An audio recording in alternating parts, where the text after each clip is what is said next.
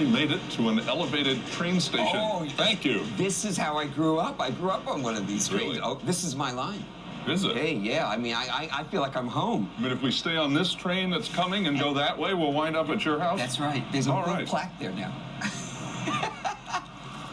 We're in Williamsburg. Okay. Hey, Williamsburg, Billyburg, they call it today. This is a wonderful print. I love this. I love these prints. These really shows you the relationship of New York on Manhattan Island with Brooklyn and Williamsburg on Long Island. By the way, there's Brooklyn City Hall, which we're going to be at in a short while. There's Wallabitt Bay, which is the Brooklyn Navy Yard. We were just there. And there is Williamsburg, the independent city of Williamsburg. Now remember, Williamsburg was not part of Brooklyn originally. Williamsburg profited from the growth of New York. Remember, Brooklyn profited when New York was down at the tip of Manhattan. By the time the commercial district of New York moves up into the Corlears Hook area, we call it the Lower East Side, 14th Street, Williamsburg profited from that, and in fact became its own city in 1851. Huh. Look at that, surrounded by rural Bushwick Township. Now, Williamsburg gets swallowed up by Brooklyn in 1855, still remains, though, a very strong commercial district. The German immigrants, by the 1860s, they're living in what we call the Lower East Side, the East Village. Well, a few of them must have taken a ferry over to Williamsburg, established a German community here, spills over into Bushwick. We're going to be visiting the brewery soon.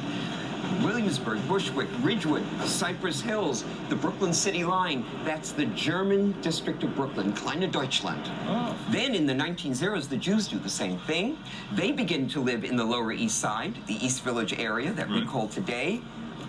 And they have a different way of getting across the river. They and the Italians, they're all squeezed into the Lower East Side. Well, when that bridge, the Williamsburg Bridge, opened in 1903, the Jews and the Italians spilled over the bridge. By the way, the Jews called it in Yiddish, the Neue Brug. Which is? The new bridge. Compared to Brooklyn? That's right. What, like that was the old bridge, all 15 years old. Soon, yeah. Well, they come pouring over.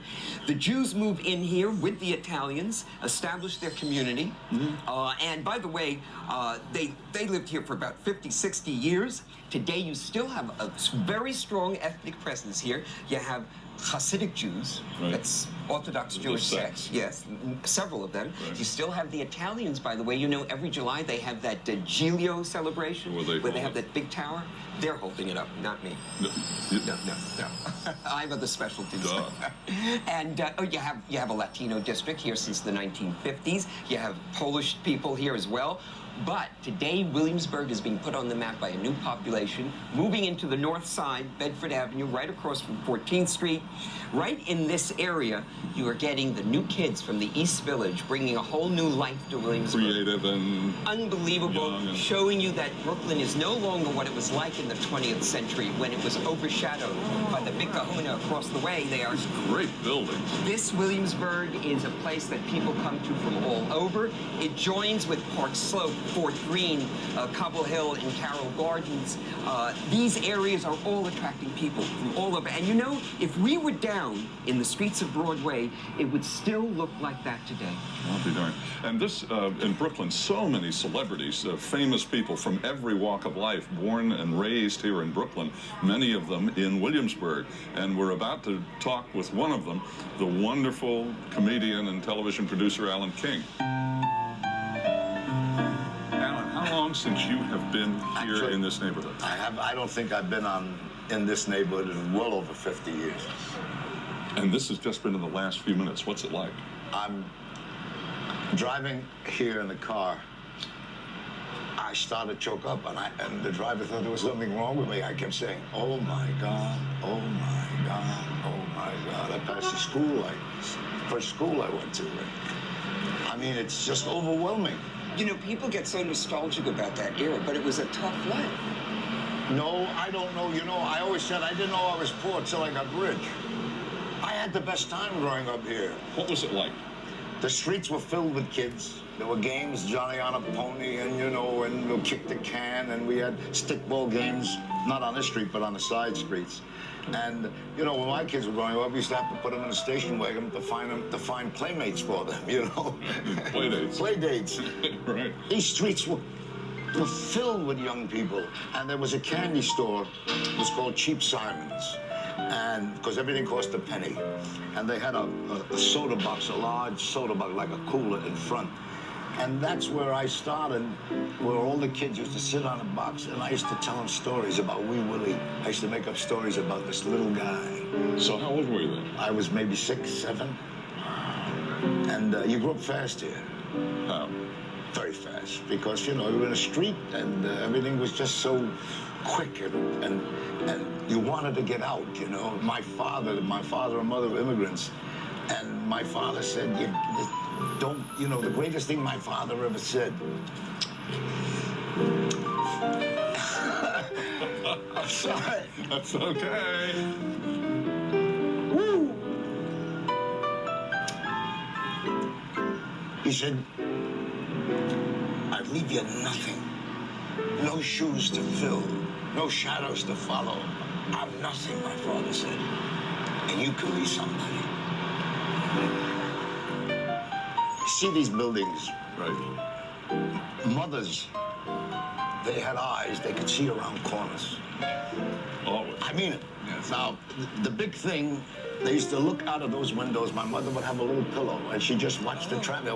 My father says she's watching for accidents. What else could you see? You know, and my mother would be looking out the window, and I'd be around the corner, and I was already, you know, with my hands, and all of a sudden, Irwin, I was Irwin. And I mean, you could hear it for a quarter of a mile, and you'd be ready. Oh, my mother, how did you know I was fighting? You know? I mean, this is just... How long's that been there? Do you remember Oh, yeah. Luger's being there? Peter Luger's, this is not a commercial, obviously, because they don't need it. This is one of the great steakhouses in the world. When I was a kid, at lunchtime, you could be Wall Street moguls at the time, could get in their limousines and come. It took 15 minutes over the Williamsburg Bridge, and from about 12 till about 2, this entire street was filled with limousines, with puttees, men, you know, with the caps. And I used to take my lunch. It was always in a brown paper bag, an egg salad sandwich on the Kaiser roll. And I'd take it, and my friends said, where you going? I said, I'm going over to, is you gonna look in our restaurant again? And I used to stand on a little box. And I used to look in and see those porterhouse steaks, and the hash browns, you know, and the fried onions as big as your fist. And I always used to say, I said, someday I'm gonna be able to afford to eat steak at Peter Luger's. And now I could buy Peter Luger's, and I can't eat there. No red meat, you know. I was raised on South 2nd between Rodney and Marcy. And the building doesn't exist anymore. We used to do a joke here, we used to say, you know, the building that I was born in had a sign in front of it that said to be torn down. How many people were there living in your apartment, and how big was it? What was that like? In the original apartment, there was 8 children, my mother, my father, and an uncle. He wasn't an uncle, he was a boarder. And he used to, you know, I thought everybody slept 3, 4 in the bed. What fun it was, too, you know. Actually, you know, it was really cool hanging out, you know. So we were 10, 12 people in a 3-room apartment. But there was food on the table. I don't know how my mother did it. There was a clean shirt, even if my father had to turn the collar over, you know. Clean shirt, food on the table, and a sense of dignity. That being poor had nothing to do with having